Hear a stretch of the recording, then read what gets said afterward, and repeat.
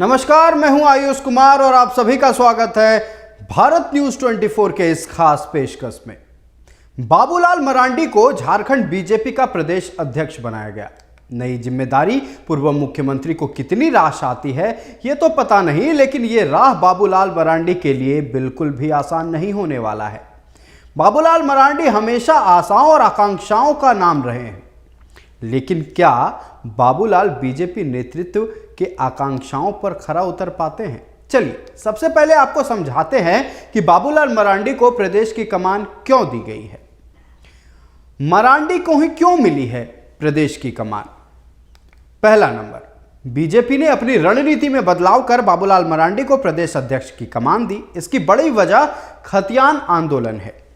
झारखंड में आदिवासी समाज की ओर से 1932 का खतियान लागू करने की मांग लंबे समय से की जा रही। दूसरा नंबर, मरांडी भी खतियान लागू करने की मांग करते रहे हैं। जानकारों के मुताबिक मरांडी के अध्यक्ष बनने से जेएमएम और कांग्रेस इस मुद्दे को ज्यादा तूल नहीं दे पाएगी। इधर राजनीति में नंबर गेम का बहुत बड़ा रोल होता है। बाबूलाल मरांडी के नंबर कितने मजबूत हैं इस पर भी एक नजर डालते हैं। नंबर गेम में बाबूलाल मरांडी कितने मजबूत हैं? नंबर 1, बाबूलाल मरांडी की छवि झारखंड की सियासत में एक सुलझे हुए नेता की है।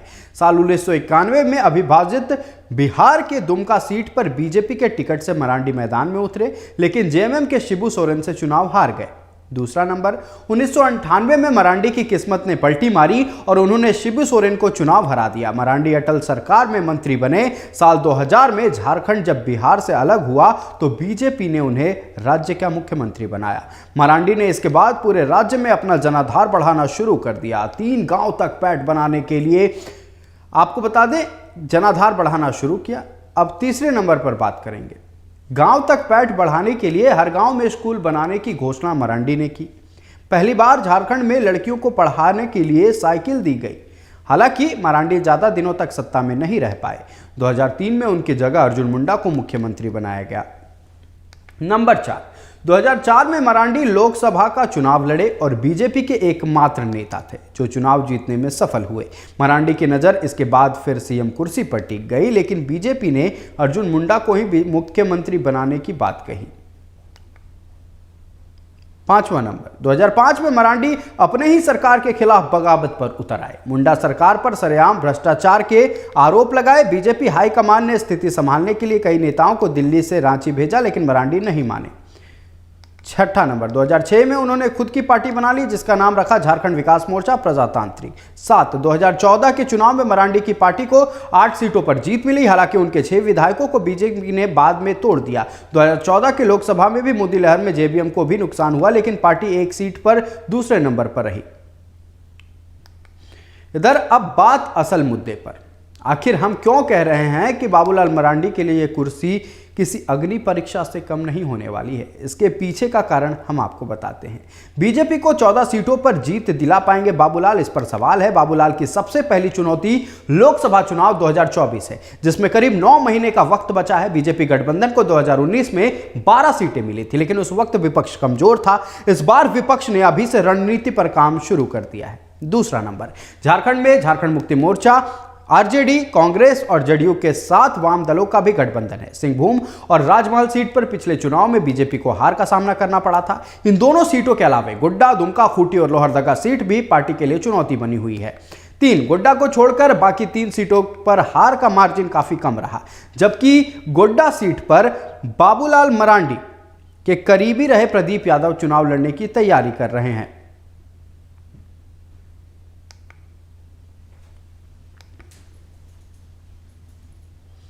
चौथा नंबर, बीजेपी की कमजोर कड़ी वाली अधिकांश सीटें संथाल परगना की है, जो मरांडी का मजबूत क्षेत्र माना जाता रहा है। मरांडी के आने से इन क्षेत्रों का समीकरण बन और बिगड़ सकता है। बाबूलाल मरांडी को सिर्फ विपक्ष का ही सामना नहीं करना है, उन्हें पार्टी के अंदर भी एक लड़ाई लड़नी है। कैसे? चलिए ये आपको समझाते हैं। बाबूलाल की राह आसान नहीं है, गुटबाजी हावी है, इसे खत्म करना चुनौतीपूर्ण है। बीजेपी ने झारखंड में गुटबाजी खत्म करने के लिए पहले दिलीप सौकिया को प्रभारी बनाया था और फिर उसके बाद लक्ष्मीकांत वाजपेयी को। हाल ही में वसुंधरा राजे को भी बीजेपी ने झारखंड भेजा था। हालांकि इस सब के बावजूद गुटबाजी जस के तस है। मरांडी अगर पार्टी को जोड़ने में सफल नहीं हो पाते हैं तो बीजेपी को 2019 में बड़ा झटका लग सकता है। नंबर 2, उम्मीदवार पर संशय, कई सांसद बागी हो सकते हैं। जानकारी के अनुसार बीजेपी 3 पूर्व मुख्यमंत्रियों को चुनाव लड़वाने की तैयारी में है। चर्चा के मुताबिक जमशेदपुर से रघुवर दास, खूंटी से अर्जुन मुंडा और कोडरमा से बाबूलाल मरांडी चुनाव लड़ सकते हैं। कुल मिलाकर बीजेपी के नए समीकरण में 4 से 5 सांसदों का टिकट कट सकता है।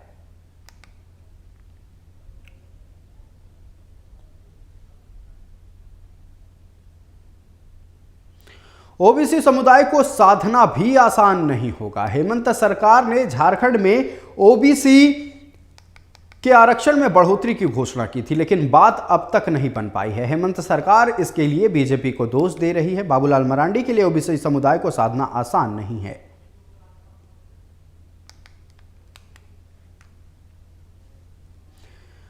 हमने आपको कई मुद्दे समझाए। हम क्यों कह रहे हैं कि बाबूलाल मरांडी के लिए बीजेपी का प्रदेश अध्यक्ष बनना आने वाले कुछ समयों में अग्नि परीक्षा से कम होने वाला नहीं है। कई अहम ऐसे मोड़ हैं जिस मोड़ को पार करना है। इस राह में कई कांटे हैं। हमारे साथ झारखंड एडिटर राकेश कुमार लगातार बने हुए हैं। हम इनसे चर्चा करेंगे कि बाबूलाल मरांडी को जो प्रदेश अध्यक्ष बनाया गया है, ये राह कितनी आसान और कितनी मुश्किल होने वाली है। राकेश जी, बाबूलाल मरांडी कहा जा रहा है कि कांटों का ताज पहने हैं इस बार। क्यों? क्योंकि इस बार बाहरी के साथ साथ भीतरी लड़ाई से भी लड़ना है बाबूलाल मरांडी को।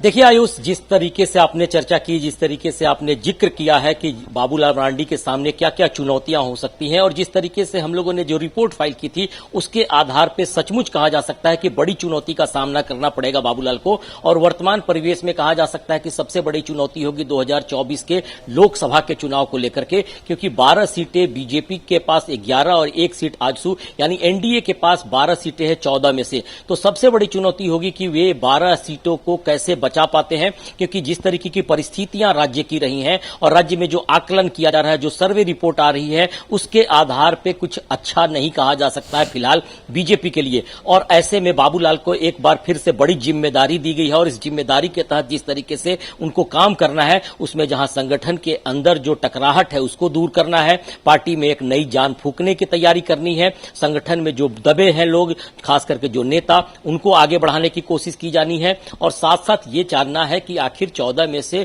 कितनी सीटों पर बीजेपी काबिज हो सकता है और किस तरीके से सारी चीजों को फिर से एक बार दोहराया जा सकता है। क्योंकि सबसे बड़ा लक्ष्य अगर है आज के दिन में, तो मोदी को फिर से एक बार प्रधानमंत्री बनाना, और उसमें झारखंड की भूमिका क्या होगी, किस तरीके से बाबूलाल मरांडी उसमें सक्रिय हो सकते हैं, इन सारी चीजों पर मंथन लंबे समय से किया जा रहा था। और आज के परिणाम की बात की जाए तो निश्चित तौर पर कहा जा सकता है कि बाबूलाल मरांडी को प्रदेश का अध्यक्ष बनाया गया है। और ऐसे में जो चुनौती सामने दिखाई पड़ रही है, उसमें एक बार फिर से मैं चर्चा करना चाहूंगा, जिस तरीके से आपने ग्राफिक्स के माध्यम से सारी चीजों को सामने रखा है, उससे निकलना होगा। और हो सकता है कि पूरे राज्य में एक नए सिरे से तैयारी करनी होगी, क्योंकि कार्यकर्ताओं में फिर से एक बार उम्मीदें जगी हैं बाबूलाल के आने से। और साथ साथ ये भी उम्मीद जताई जा रही है कि संगठन में तेजी से विस्तार भी किया जाएगा, बदलाव भी किया जाएगा और पार्टी के कार्यकर्ताओं को फिर से एक बार जोड़ने की कोशिश की जाएगी। एक बड़ा सवाल ये खड़ा होता है कि आखिर आदिवासियों के वोट बैंक को लेकर किस तरीके से घुसा जा सकता है, उनके अंदर जाया जा सकता है। इस पर बार बार चर्चा हो रही थी और इस बार में जो राज्य की सत्ताधारी दल है, खास करके जेएमएम, कांग्रेस और आरजेडी, इनकी तरफ से भी इसकी तैयारी की गई थी कि आजसू और जेएमएम बीजेपी अगर एकजुट होते हैं तो शायद कितना फायदा उठा पाया जा सकता है और उसमें आदिवासी वोटों की भूमिका क्या हो सकती है। इन सारी चीजों को लेकर तमाम राजनीतिक दल के लोग मंथन कर रहे थे और बाबूलाल मरांडी के आने के बाद इस पर भी चर्चा हो रही है कि एक आदिवासी नेता को अगर प्रदेश का अध्यक्ष बनाया गया है बीजेपी का, तो किस तरीके से सेंधमारी करने की कोशिश करेंगे, क्योंकि कई ऐसे इलाके हैं राज्य में जहां आदिवासियों के वोट बैंक को लेकर चर्चा होती है। अगर 2024 चुनाव की बात कर लें 2024 के चुनाव की बात कर ले, वो किला तो फतेह करना ही है बाबूलाल मरांडी को, उसके बारे में तो सोच ही रहे। अभी जो सबसे पहली सीढ़ी है वो है डुमरी उपचुनाव। गिरिडीह में बाबूलाल मरांडी की पैठ मानी जाती है। ऐसे में डुमरी में कितना योगदान रहने वाला, और एक तरफ जहां बाबूलाल मरांडी प्रदेश अध्यक्ष बन गए हैं बीजेपी की, अब क्या लग रहा, अब बाबूलाल के कंधों पर जिम्मेवारी और बढ़ने वाली है। डुमरी उपचुनाव का जो परिणाम होने वाला है, क्योंकि हमने देखा राज्य में जब उपचुनाव हुए, सिर्फ अगर एक रामगढ़ उपचुनाव को छोड़ दिया जाए, एनडीए गठबंधन वहां पर जीत हासिल की है, बाकियों में महागठबंधन जीते हैं। अब ऐसे में डुमरी उपचुनाव, इस पर सबकी नजरें हैं, क्योंकि ये एक झारखंड में विधानसभा चुनाव से पहले सेमीफाइनल माना जा रहा है। डुमरी उपचुनाव में बाबूलाल मरांडी का क्या योगदान रह सकता है?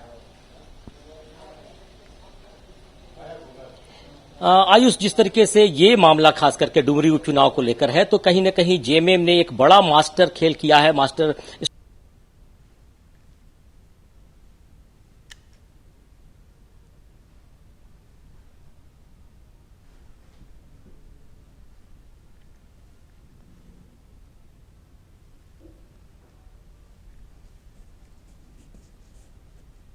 आपको बता दें कि बाबूलाल की सबसे पहले चुनौती है अपने ही घर में, उनके बीजेपी पार्टी में, प्रदेश बीजेपी में जो गुटबाजी चल रही है उसको पहले हल किया जाए। हमारे साथ हमारे एडिटर राकेश लगातार बने हुए हैं। राकेश, हम डुमरी उपचुनाव पर चर्चा कर रहे थे, आप कह रहे थे कि जेएमएम ने एक मास्टर प्लान किया है, मास्टर कार्ड खेला है, मास्टर स्ट्रोक। ये जेएमएम का कितना सफल साबित हो सकता है, क्योंकि अब सामने सीधे तौर पर face to face Babulal Marandi होने वाले हैं, जो कि प्रदेश बीजेपी का नेतृत्व करेंगे। ऐसे में डुमरी उपचुनाव में क्या टक्कर कांटे की होने वाली है, या जेएमएम का मास्टर स्ट्रोक सफल हो सकता है? देखिए, फिलहाल इस पर पूरी तरह से कहना तो बड़ा मुश्किल होगा, लेकिन कहीं न कहीं इस सीट के लेकर चर्चा भी होगी, और खास करके बाबूलाल मरांडी जैसे ही अब अध्यक्ष बने हैं, इसके बाद से इस पर चर्चा भी तेज है। आजसू जो उस इलाके में एक बड़ी पकड़ रखता है, खास करके उस इलाके में कुर्मी महतो की वोट मैं करना चाहूंगा, वोट बैंक की, उस इलाके में काफी ज्यादा है। जगन्नाथ महतो का वोट बैंक था, उनकी पत्नी को उस वोट बैंक का फायदा मिलने वाला है। लेकिन बीजेपी भी हो सकता है कि इस सीट पर आजसू का प्रत्याशी खड़ा करे, क्योंकि वहां पे कुर्मी महतो का एक वर्चस्व माना जाता है उस इलाके में, और कहीं न कहीं उस इलाके में जो वोट बैंक है उसको लेकर आगे बढ़ने की एनडीए कोशिश कर सकता है। तो फिलहाल इस पर चर्चा आगे जरूर होगी कि डुमरी उपचुनाव किस तरीके से होगा, कौन किसका पलड़ा भारी होगा और कौन जीतेगा। लेकिन निश्चित तौर पर एक लिटमस टेस्ट की तरह साबित होगा बाबूलाल मरांडी के लिए, क्योंकि उनके सामने जो चुनाव आने वाले हैं, लोकसभा के भी और विधानसभा के भी, वैसे में बाबूलाल मरांडी की भूमिका किस तरीके से होगी, वोट बैंक को किस तरीके से समेट सकते हैं, वोटों का प्रतिशत जो होगा उसमें जीत हार का फासला तो हो सकता है, कुछ भी हो, लेकिन वोटों के प्रतिशत में कितना बदलाव लाया जा सकता है, कितना गेन किया जा सकता है, इन सारी चीजों को लेकर जरूर मंथन किया जाएगा इस चुनाव के बाद से। और हो सकता है कि उसके बाद से एक आकलन किया जाएगा कि एनडीए किस तरीके से आने वाले समय में चुनाव लड़ेगी और किस तरीके से किस राकेश, हम आपको रोकना चाहेंगे, और बाबूलाल मरांडी आज के समय में कहीं नहीं। राकेश, हम आपको रोकना चाहेंगे, बाबूलाल मरांडी के प्रदेश अध्यक्ष बनने के बाद जेएमएम शांत नहीं बैठी है। नवनियुक्त प्रदेश अध्यक्ष बाबूलाल मरांडी के स्नेह समारोह पर जेएमएम ने जमकर निशाना साधा है। जेएमएम के वरिष्ठ नेता सुप्रियो भट्टाचार्य ने प्रेस वार्ता के दौरान कहा कि 2019 से अब तक बीजेपी को कोई और विधायक नहीं मिला जिसे नेता प्रतिपक्ष बनाया जाए, लेकिन बाबूलाल मरांडी के सम्मान के लिए बीजेपी को पार्टी को धन्यवाद देना चाहिए। उन्होंने कहा कि एक कहावत, 3 तिगाड़ा काम बिगाड़ा, यह तंज था जेएमएम की ओर से। इसे कहते हुए बीजेपी में भी 3 पूर्व मुख्यमंत्री, ऐसा कहा सुप्रियो भट्टाचार्य ने। इससे पहले बाबूलाल जब बीजेपी की कमान 2004 में संभाले थे, उस समय कोडरमा की 1 सीट सिर्फ बची थी, लेकिन इस बार का दावा है कि 2024 में वो सीट भी नहीं बचेगी। सभी 14 सीटों पर जेएमएम जीत दर्ज करेगी। सुप्रियो भट्टाचार्य ने कहा कि बीजेपी सिर्फ आदिवासियों को गुमराह करने की काम कर रही है। जेएमएम लगातार कह रही है कि 1932 का खतियान झारखंड की पहचान है। वहीं एक सवाल के जवाब में सुप्रियो ने कहा कि 14 सालों तक बाबूलाल ने हमारे साथ संघर्ष किया है, इसलिए उनके सम्मान में हम उन्हें इतना समय दे रहे हैं। हम चाह रहे हैं कि आप भी सुनिए कि सुप्रियो भट्टाचार्य ने प्रेस कॉन्फ्रेंस कर जब निशाना साध रहे थे बाबूलाल मरांडी पर, तब क्या कहा है।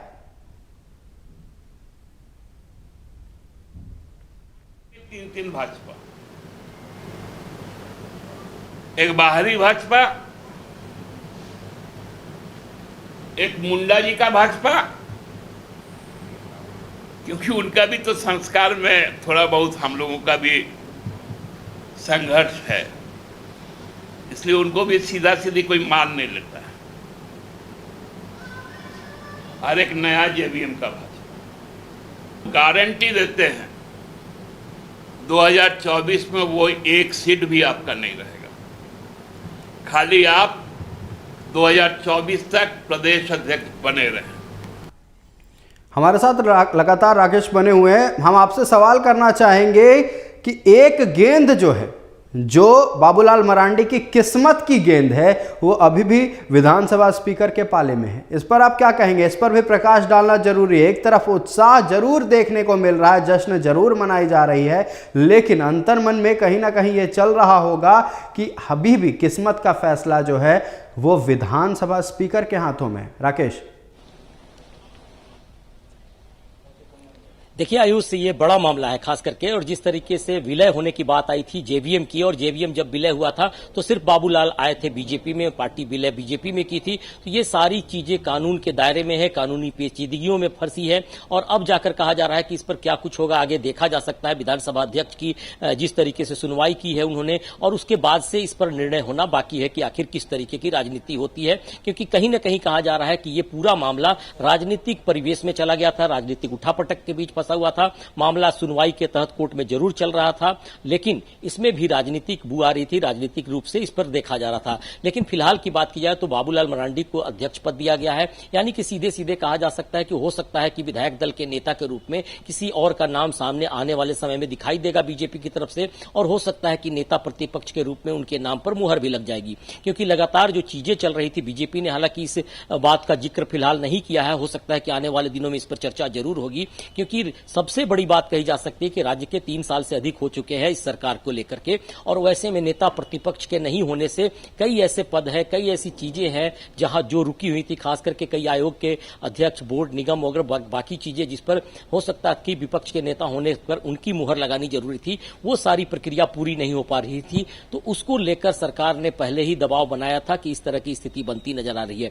तो अब जाकर हो सकता है कि बीजेपी की तरफ से नेता प्रतिपक्ष की घोषणा जब की जाएगी तब इन सारी चीजों को लेकर हो सकता है बीजेपी उस पर भुनाने की भी कोशिश करेगी, लेकिन फिलहाल की बातचीत की जाए तो सभी मामलों की बात की जाए, जिस तरीके से आपने जिक्र किया है तमाम चीजों की, उसमें हो सकता है कि अभी और भी चीजें नई नई सामने आएंगी, चुनौतियां भी दिखाई पड़ेंगी, कुछ अच्छे दिन भी दिखाई पड़ सकते हैं, कुछ अच्छी चीजें दिखाई पड़ सकती हैं, क्योंकि आजसू और बीजेपी दोनों मिलकर आगे की रणनीति तैयार कर रहे हैं, और साथ साथ ये भी कहा जा रहा है कि जेएमएम, आरजेडी और कांग्रेस ये मिलकर लड़ने की तैयारी कर रही है राज्य में। तो ऐसे में बड़ा दिलचस्प होगा इस बार का लोकसभा और विधानसभा का चुनाव। जी आपका हमारे साथ जुड़ने के लिए बहुत बहुत धन्यवाद राकेश। आपने अहम मुद्दों पर चर्चा की है, और तमाम बिंदुओं को जो आपने सामने रखा है ये दर्शकों के लिए बेहद रोचक होने वाली है। इस बार का चुनाव खाली नहीं जाने वाला है, इस बार का चुनाव बेहद रोमांचक होगा, क्योंकि बाबूलाल मरांडी जो ना सिर्फ अपने विरोधियों से लड़ रहे हैं, बल्कि उनके सामने जो चुनौती है, लड़ाई उनकी उनसे भी है।